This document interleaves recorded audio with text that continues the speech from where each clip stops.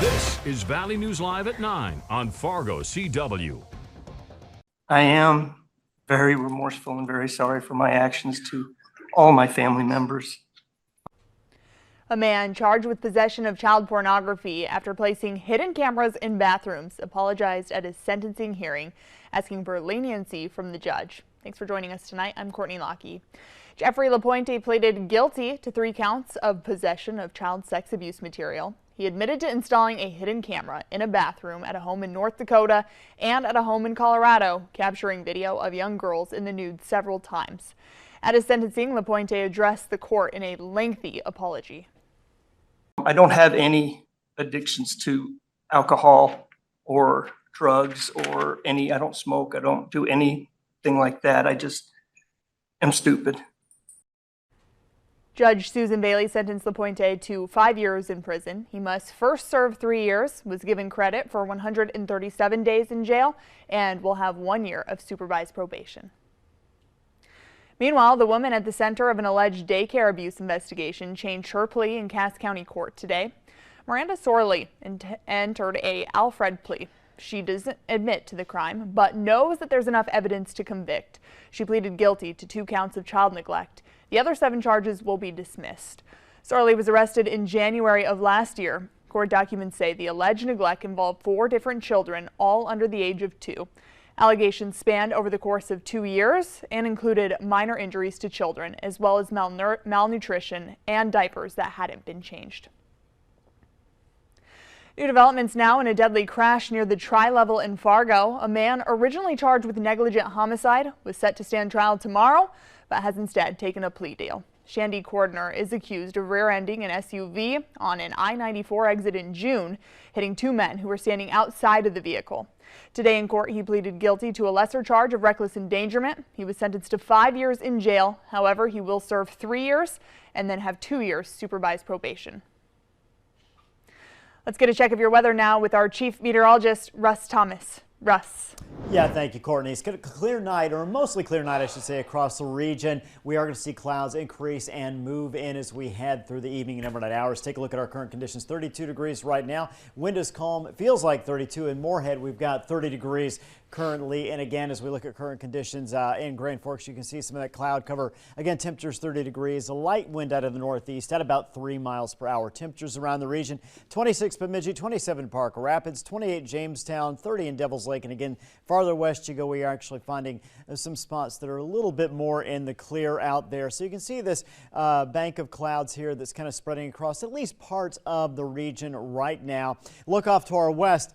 We have a system moving our way. It's going to bring a good opportunity for snow tomorrow across our area. The question is, how much snow are we actually going to see? And I'll have the answer to that coming up in just a few minutes. Courtney. All right, Russ, thank you. Newly released body camera video captured a heroic rescue along the Red River last week. We told you on Monday a man had been pulled from the river under the Center Avenue Bridge in Moorhead. A bystander called it in after hearing the man's cries for help while out for a morning walk. Moorhead police arrived within minutes. The bystander and the officer worked together using a stick to pull the man to safety. Officials haven't provided an update on the man yet, but we know that he was taken to a local hospital to be treated for hypothermia.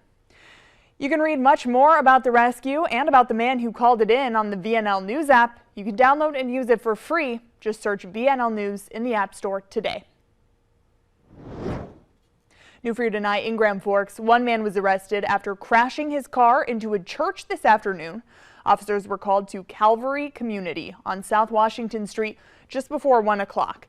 They say that the driver, Issa Bozzer, passed out. A passenger grabbed the wheel and the car then turned onto a frontage road before crashing into the church.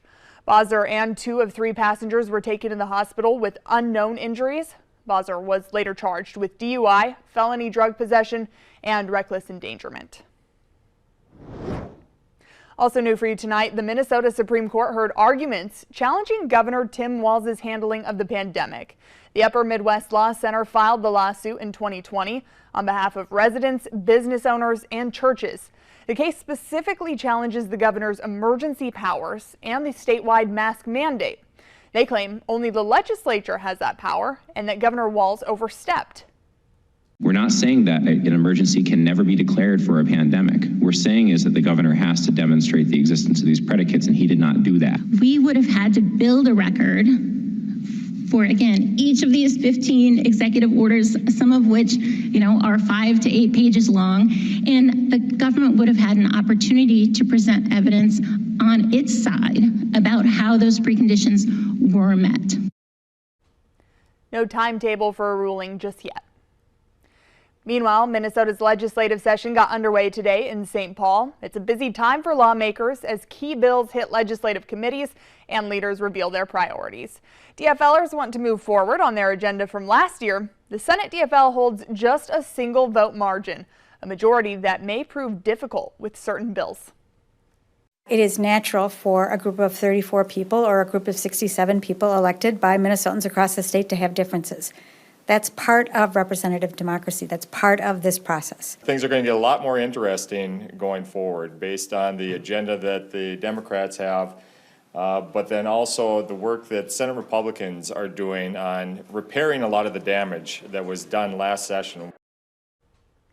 It's a much shorter session than last year by about a month and a half. In Minneapolis, police are investigating a string of violent robberies on the south end of town. More than a dozen robberies were reported on Saturday between 8 p.m. and 1 a.m. Investigators say 14 of those robberies were similar, with a group getting out of a vehicle and robbing people who were walking by.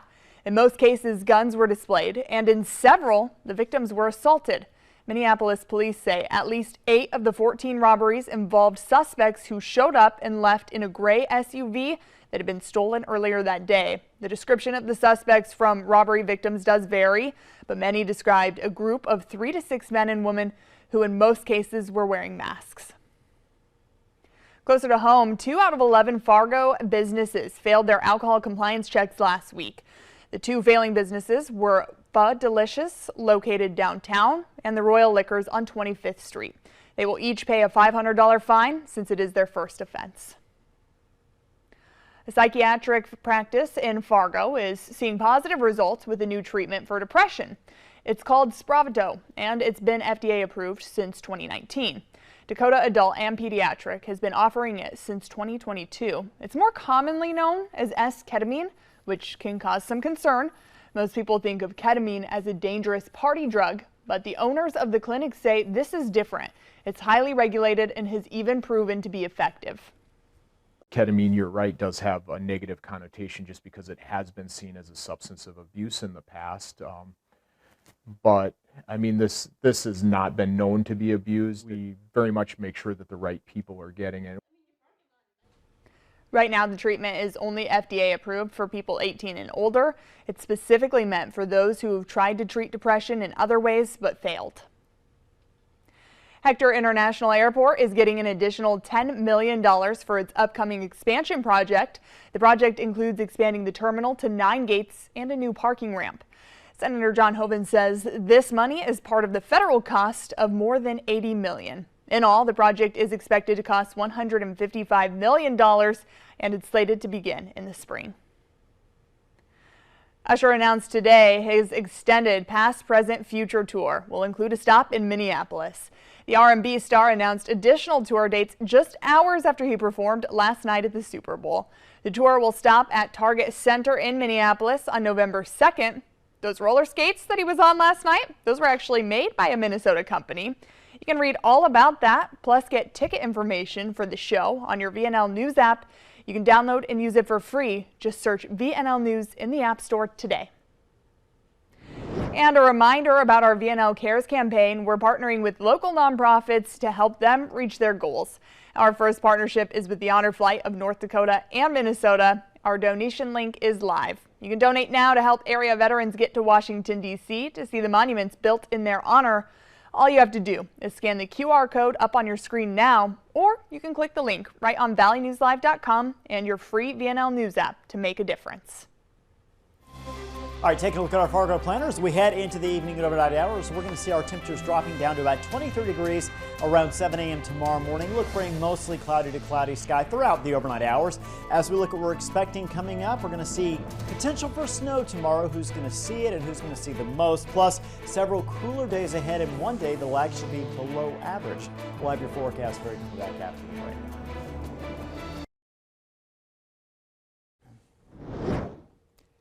All right, welcome back on our Monday evening. Hope you had a great day. We've got a mostly cloudy sky right now across the area for a lot of the day. We saw that sunshine coming down, just pouring in. It felt good outside. And again, clouds moved in late. I think tomorrow is going to be kind of the flip of today. Mostly cloudy conditions. I think we'll get a little sunshine in there, but we're also going to have an opportunity for some snow. Take a look at our first alert weather headlines. Again, you see it right there. Clouds building back in, and for the most part, they're here.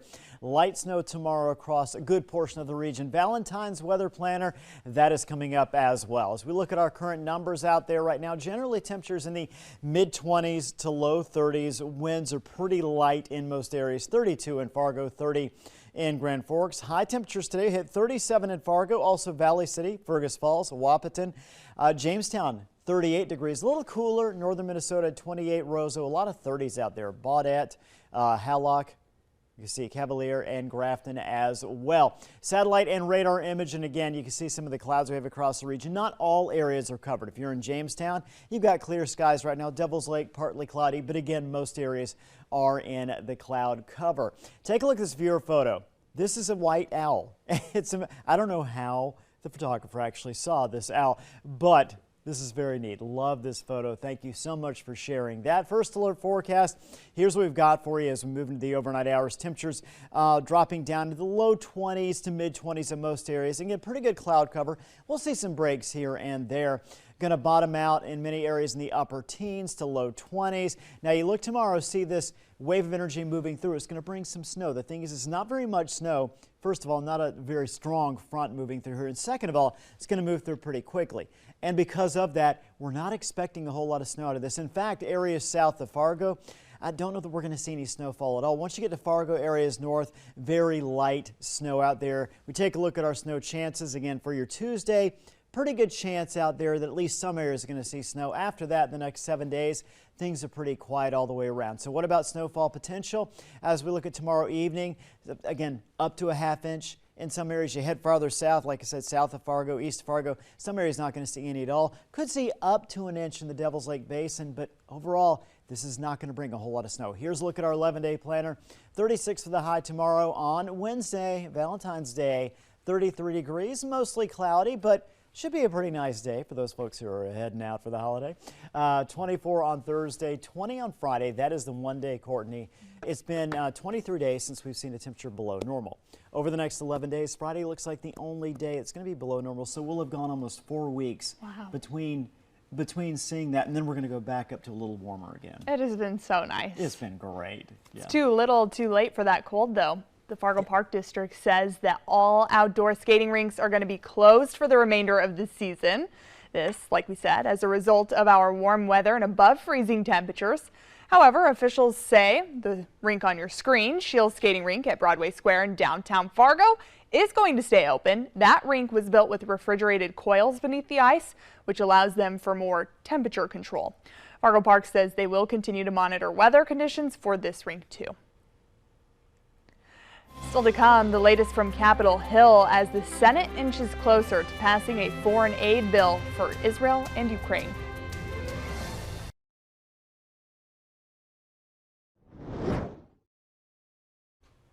The Senate is inching closer to passing a $95 billion foreign aid bill for Ukraine and Israel after working through the weekend. However, tonight, House Speaker Mike Johnson says he will not bring up the bill for a vote, even if it passes the Senate this week. He wrote that the legislation fails to meet the mandate of securing America's border first. Well, in our election coverage so far, we've focused on statewide races, but many communities in our local area will look to fill positions, whether that be City Hall all the way to the Park District. While most of us are going to take part by voting, some will run for office. Crystal Ka explains how those people can make themselves an option. The opportunity to petition to be on the ballot for city elections in North Dakota opened up on January 1st. Surrey resident Jada Ramirez says it's something she's thought about. I've always worked fast food and hospitality, so that would be a total different, branch of work for me. Surrey auditor Anita Trenner says as long as the petitioner is a qualified voter, gives a statement of interest, and lives within city limits, they can be a possible voice for constituents. I would suggest anybody giving it a try at least one time. If you haven't done it one time in your life, it is worth the experience. Lifelong Surrey resident Jeff Koopser says he hasn't considered running. I don't have a lot of extra time, and unfortunately when they hold the meetings, I'm out of town on Mondays. You are serving the public. You're always answering questions or receiving phone calls or, no matter what it is, if it's an emergency, at the city or whatever, you're always on call. It's a part-time job though. Tranner says 4 out of 6 city council positions are available, with most of them being 4-year terms. She says 3 out of 5 park board positions are open and they require 18 signatures. Not necessarily will they change, because maybe the people that are currently sitting will turn in their petitions. April 8th is the deadline to petition. There are various deadlines for early voting in other parts of the election process. Double check your city's candidacy openings and voting timelines. People looking to buy a diamond for Valentine's Day have some choices to make, including real or lab grown. We'll explain the difference in Price Watch after the break.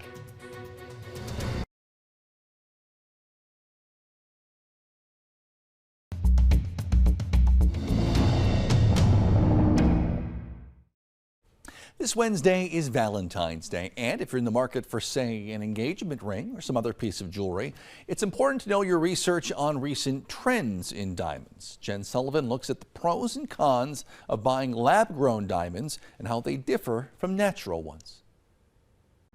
When it comes to engagements, Valentine's Day is one of the most popular holidays to pop the question. And like your love, a diamond is forever, so you want to make sure you're doing your research. The first decision is whether to buy a natural diamond or a lab-grown stone. We have learned how to pressurize carbon in a lab. Rachel Akmakjian with Brightco says lab-grown diamonds are becoming more popular. And if you put one side by side with a natural stone, they look the exact same to the naked eye. It's just like growing a rose in a greenhouse versus growing it in your garden. Whether you're buying a natural diamond or lab-grown, you're still going to ask about the 4 C's. Carat, the weight and size. Color, D being the best because it's colorless. Clarity, whether the stone is flawless or has some blemishes. And cut, which is how the stone captures light and sparkles. The big difference between natural and lab-grown is the price tag. There is a pretty significant savings when you go with lab-grown diamonds. According to Brightco, lab-grown diamonds can cost 50 to 60% less than a natural diamond. That's because lab diamonds only take a few weeks to make. The process to mine a diamond is much harder. There's a certain challenge to getting that diamond from the mine to your finger, to the consumer. Here's another big difference: value. When you buy a natural diamond, you're making a serious investment. A natural diamond will retain its worth, and it's also going to cost you more to insure. For Consumer Watch, I'm Jen Sullivan.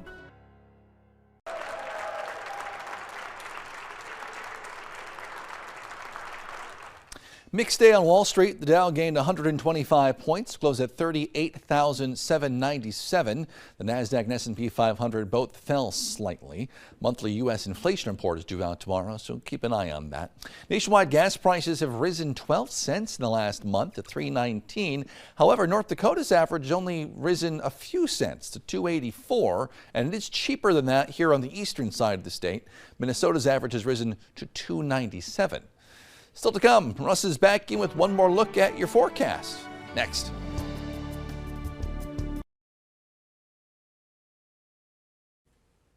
All right, take a look at our Valentine's forecast. Of course, just a couple of days away, so, If you haven't planned for it, you better start. Here's what we've got for you. Looking at 31 degrees at noon, 33 during the afternoon. It's going to be a mostly cloudy day, but it is going to be a dry day. Tuesday, tomorrow brings the best chance for snow. And over the temperature trend over the next 11 days, the only day that looks like it's below normal is this coming Friday. And that'll be the first time in about a month that we've actually seen a day below normal.